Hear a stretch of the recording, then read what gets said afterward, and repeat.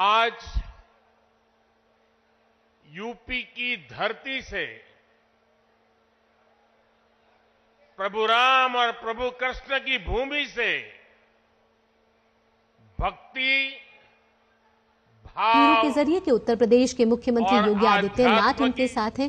साथ ही साथ एक और धारा प्रवाहित होने को लालायित है। आज पूज्य संतों की साधना और जनमानस की भावना से एक और पवित्र धाम की नींव रखी जा रही है।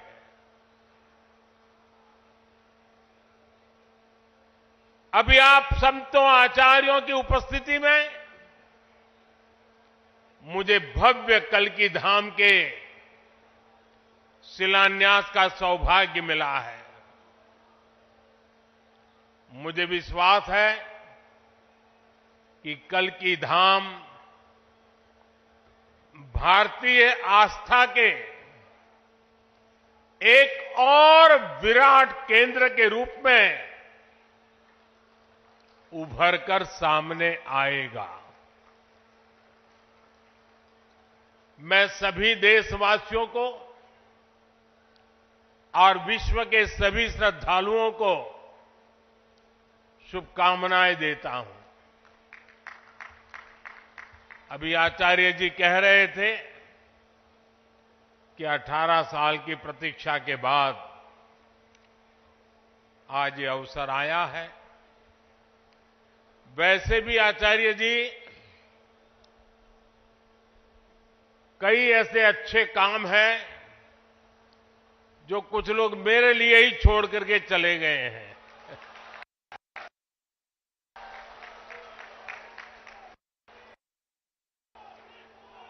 और आगे भी जितने अच्छे काम रह गए हैं ना, उसके लिए बस ये संतों का, जनता जनार्दन का आशीर्वाद बना रहे, उसे भी पूरे करेंगे।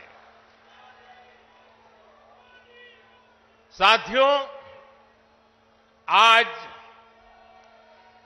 छत्रपति शिवाजी महाराज की जन्म जयंती भी है। ये दिन इसलिए और पवित्र हो जाता है और ज्यादा प्रेरणादायक हो जाता है। आज हम देश में जो सांस्कृतिक पुनरोदय देख रहे हैं, आज अपनी पहचान पर गर्व और उसकी स्थापना का जो आत्मविश्वास दिख रहा है, वो प्रेरणा हमें छत्रपति शिवाजी महाराज से ही मिलती है। मैं इस अवसर पर छत्रपति शिवाजी महाराज के चरणों में श्रद्धापूर्वक नमन करता हूं, उन्हें श्रद्धांजलि अर्पित करता हूं। साथियों, पिछले दिनों जब प्रमोद कृष्णम जी मुझे निमंत्रण देने के लिए आए थे, जो बातें उन्होंने बताई, उसके आधार पर मैं कह रहा हूं कि आज जितना आनंद उनको हो रहा है, उससे अनेक गुना आनंद उनकी पूज्य माता जी की आत्मा जहां भी होगी, उनको होता होगा।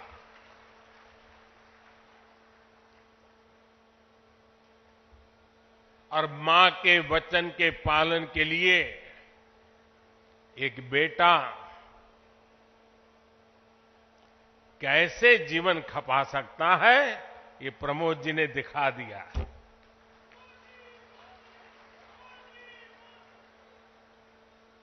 प्रमोद कृष्णम जी बता रहे थे कि कई एकड़ में फैला ये विशाल धाम कई मायनों में विशिष्ट होने वाला है। एक ऐसा मंदिर होगा, जैसा मुझे उन्होंने पूरा समझाया अभी, जिसमें 10 गर्भगृह होंगे और भगवान के सभी 10 अवतारों को विराजमान किया जाएगा।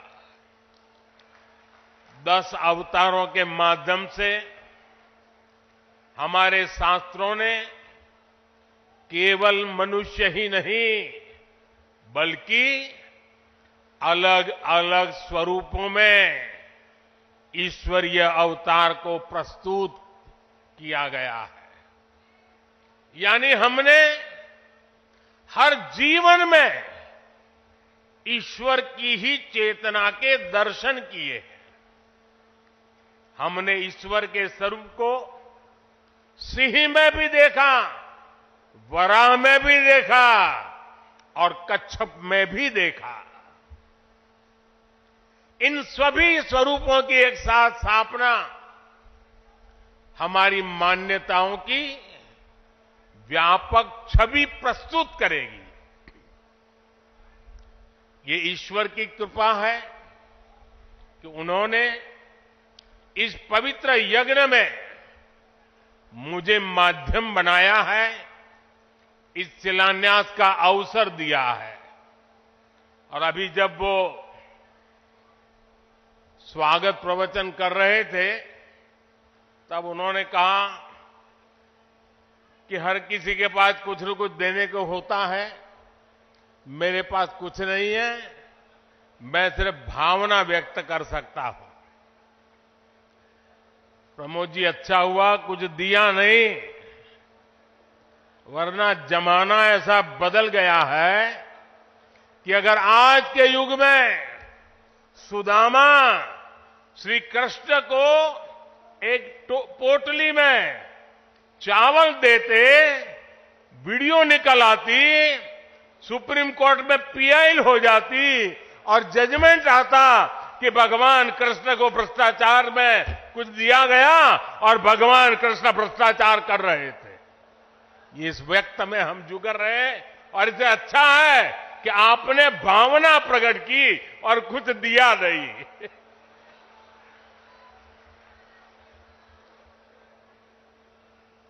मैं इस शुभ कार्य में अपना मार्गदर्शन देने के लिए पधारे सभी संतों को भी नमन करता हूं। मैं आचार्य प्रमोद कृष्णम जी को भी बधाई देता हूं। साथियों, आज संबल में हम जिस अवसर के साक्षी बन रहे हैं, ये भारत के सांस्कृतिक नवजागरण का एक और अद्भुत क्षण है। अभी पिछले महीने ही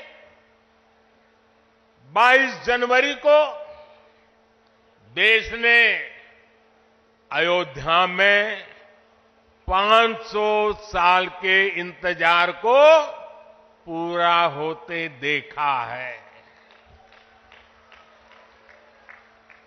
राम लला के विराजमान होने का वो अलौकिक अनुभव, वो दिव्य अनुभूति अब भी हमें भावुक कर जाती है। इसी बीच हम देश से सैकड़ों किलोमीटर दूर अरब की धरती पर अबू धाबी में पहले विराट मंदिर के लोकार्पण के साक्षी भी बने हैं। पहले जो कल्पना से भी परे था, अब वो हकीकत बन चुका है। और अब हम यहां संभल में भव्य कल की धाम के शिलान्यास के गवाह बन रहे हैं। भाई और बहनों, एक के बाद एक ऐसे आध्यात्मिक अनुभव, सांस्कृतिक गौरव के ये पल हमारी पीढ़ी के जीवन काल में इसका आना, इससे बड़ा सौभाग्य क्या हो सकता है। इसी कालखंड में हमने विश्वनाथ धाम के वैभव को काशी की धरती पर देखा है, निखरता हुआ देखा है। इसी कालखंड में हम काशी का कायाकल्प होते देख रहे हैं। इसी दौर में महाकाल के महालोक की महिमा हमने देखी है। हमने सोमनाथ का विकास देखा है, केदार घाटी का पुनर्निर्माण देखा है। हम विकास भी, विरासत भी इस मंत्र को आत्मसात करते हुए चल रहे हैं। आज एक और हमारे तीर्थों का विकास हो रहा है, तो दूसरी ओर शहरों में हाई टेक इंफ्रास्ट्रक्चर भी तैयार हो रहा है। आज अगर मंदिर बन रहे हैं तो देश भर में नए मेडिकल कॉलेज भी बन रहे हैं। आज विदेशों से हमारी प्राचीन मूर्तियां भी वापस लाई जा रही है और रिकॉर्ड संख्या में विदेशी निवेश भी आ रहा है। ये परिवर्तन प्रमाण है साथियों, और प्रमाण इस बात का है, समय का चक्र घूम चुका है। एक नया दौर आज हमारे दरवाजे पर दस्तक दे रहा है। ये समय है हम उस आगमन का दिल खोलकर स्वागत करें। इसलिए मैंने लाल किले से देश को विश्वास दिलाया था, यही समय है, सही समय है। साथियों, जिस दिन अयोध्या में राम मंदिर की प्राण प्रतिष्ठा हुई थी, तब मैंने एक और बात कही थी। 22 जनवरी से अब नए काल चक्र की शुरुआत हो चुकी है। प्रभु श्री राम ने जब शासन किया तो उसका प्रभाव हजारों वर्ष तक रहा।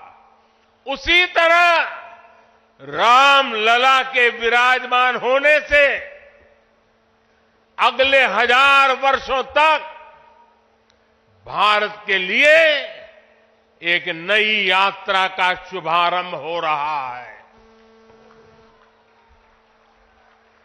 अमृत काल में राष्ट्र निर्माण के लिए पूरी सहस्त्र शताब्दी का ये संकल्प केवल एक अभिलाषा भर नहीं है, ये एक ऐसा संकल्प है जिसे हमारी संस्कृति ने हर कालखंड में जीकर दिखाया है। भगवान कल्कि के विषय में आचार्य प्रमोद कृष्णम जी ने गहरा अध्ययन किया है। भगवान कल्कि के अवतार से जुड़े कई सारे तथ्य और शास्त्रीय जानकारियां भी आचार्य